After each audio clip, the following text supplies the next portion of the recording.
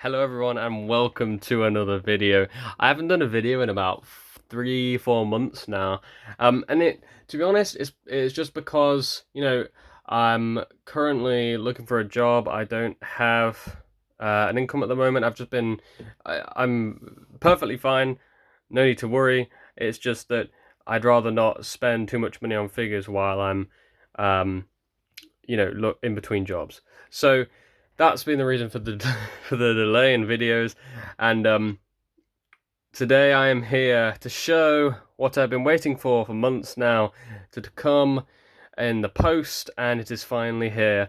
It is the Utahraptor sculpt. I think it's not 18th, it's 1/6 or 12th scale. I can't even remember, honestly, but it's huge. This thing is huge. It's about 70 centimeters long, and so just for size comparison, so here is my hand, and here's the face. So it's a pretty hefty sculpt, I must say. A really big sculpt, very heavy. So I won't be moving it about, but I will be just taking you around this huge model that I've got. It's from the sculptor Daniel Mendoz, who is from he runs like a little sculpting business, and I'm gonna butcher the pronunciation because I think it's in Mexican, because he's a Mexican artist. It's called Esquizooic Artists Plásticas. I will provide a link in the description to their page. And without further ado, let's get into this amazing sculpt. I've been waiting for so long. Feathered dinosaurs are definitely my thing, and Utahraptor is my favorite dinosaur. So I was so pumped to get this sculpture. Let's dive into some of the details then, shall we? So starting off with the head sculpt, let's have a look at this marvelous detail. Daniel sculpts really make your attention come right towards the eye here, because the eyes are always so lifelike. I mean, just look at that. That is incredible. And there's so many little creases and little tiny details around the eye. And it kind of shows to you that maybe the Utahraptor's kind of tired. Or maybe it's just because Daniel's that good of a sculpt, so that he brings out what other people just don't bring out in their sculptures. This Utahraptor could be an old one, might not be, but as you could see, this kind of muzzle as well, it's got such fine scale detail here along the edges of the nostril as well, and the nostrils also really nicely put in there, really neat. And I'll just go around here. As you can see, all those tiny little scales there, and then it kind of really smoothly transitions into this just pure skin, or whatever it is, because I'm not entirely sure what you'd call it on a theropod, where it has, I guess you could call it skin. Yeah, and it's just really nice looking texture, and you've got all these, again, just like what I said with the eye, you've got all these little tiny details. So you've got the creases and stretches in the mouth, well, because it's opening its mouth, obviously. I go into the mouth detail in a second, inside the mouth, but you've also got really subtle hints here of kind of a pinkish red along the face, and it kind of makes you, I don't know, I suppose it's there to show you that it's a fleshy part of the head, I suppose. And you come down here, we've got some really nice shading along the mouth, really subtle shades of grey on a couple of those. And then we've got individually sculpted teeth. The gum tissue looks so incredibly realistic, nice and dirty. It looks like this Utahraptor's definitely not been cleaning his teeth, which is a good thing. I'm always a fan of that in sculptures. And as you can see, we've got some really nice detail on the tongue there, really fleshy mouth. If I can just center in on this here. I'm not sure if you could see that because of the light. Could I maybe turn on the light? There we go. There's a light. Look at that. That is just so beautiful. And there's the front of the Utahraptor right there. But look at that. Beautiful detail for the fleshy mouth and the gum tissue and everything. It looks so good. So good. So huge congratulations to Daniel for making this. So incredibly detailed. And then to my favorite part of the sculpture, it is the feathers. And of course you have these white stripes and they go down to the underbelly here, which is a white underbelly. And from the head, you have kind of these smaller feathers, and they transition into these feathers here, which are more splayed out, which is understandable because this part of the body is more flat, whereas this one, of course, he's bending as it's got kind of like a bend in the head from the neck there. So you would have more like ruffled feathers up there, I suppose. Whereas here it's a little bit nicer, but still you can see that the feathers of the Utahraptor aren't perfectly aligned. That it's all a really nice, natural looking sculpt here.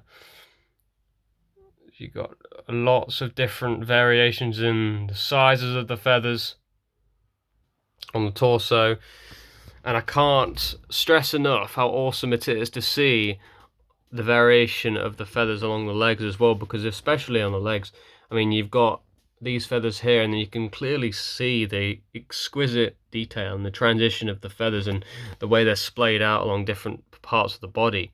I mean, here you can see some really kind of neatly aligned feathers, almost a really fine looking feather detail, and then you've got some more less neat looking feathers here.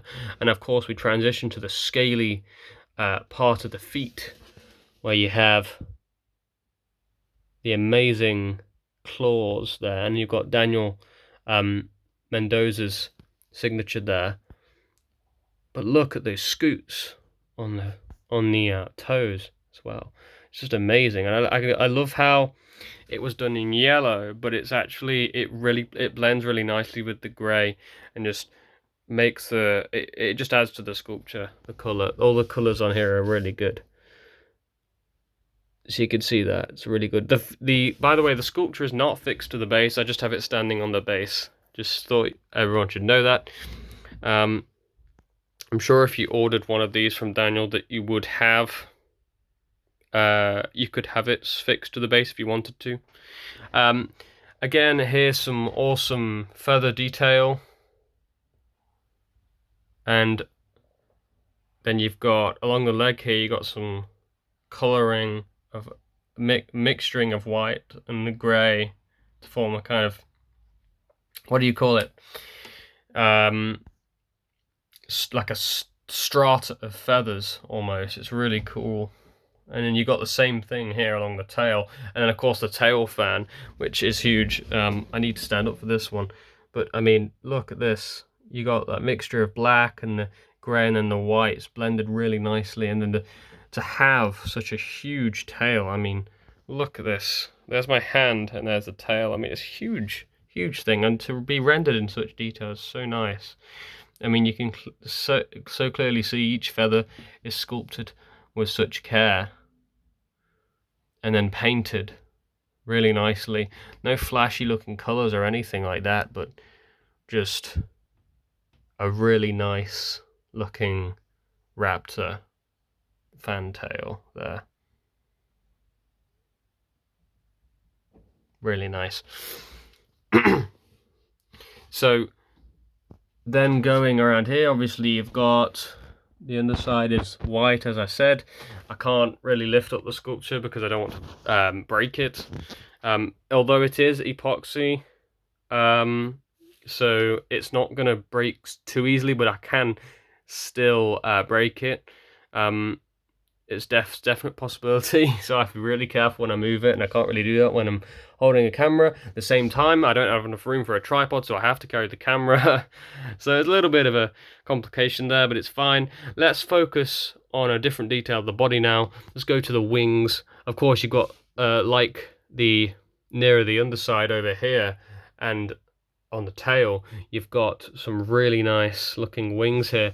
So you've got the fingers, which are really nicely blended into the feathers, accurately as it would be said. Now, if I can, I don't know if I will be able to show you, but there is another. No, you can't see it, but there's another finger. I'll be able to show it here. Look, on the other wing. Am I showing the right part? Yes. Don't know if you can see that, but there's also there's like a claw in the embedded in the feathers there, and that's because the Utahraptor's hands was not like totally separate from the wing. It was all like kind of enmeshed together, so that's included in the model as well. And you have the amazing scoots on the fingers as well, just like you do on the feet. A nice blending of the blacks and the greys, and almost kind of like a brownish colour in some places, really subtly placed. And blacks and the greys just alternating there really nicely.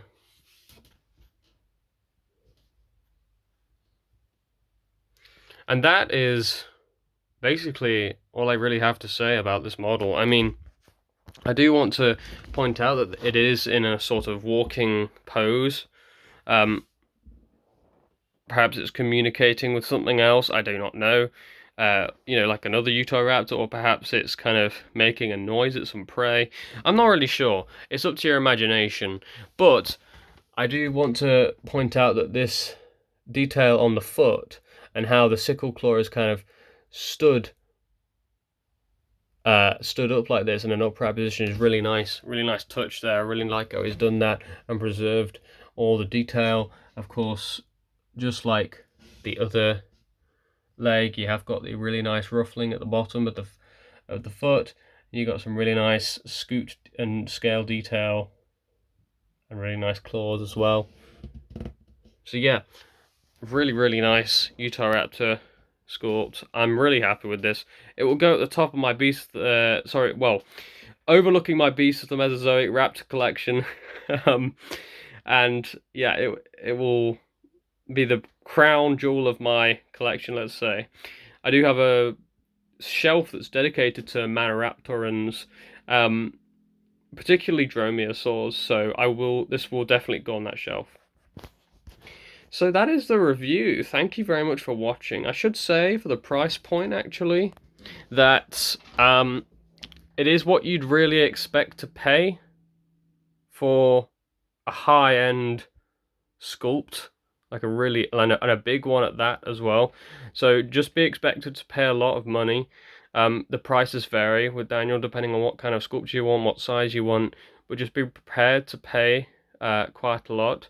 But you definitely get your money's worth with this, because you don't get this kind of thing anywhere else, really. Especially, I think Daniel's particular talents lie with the faces. I mean, it's just so lifelike, and especially with that eye as well, a nice green eye. Really nice. So thank you very much for watching. I really appreciate it. I will have a repaint review of my Hatzegopteryx that I reviewed a while ago. I did repaint. I am in the process of repainting it, so I want to review that again. It's the Collect Day one. And yeah, that will be it. Thank you very much.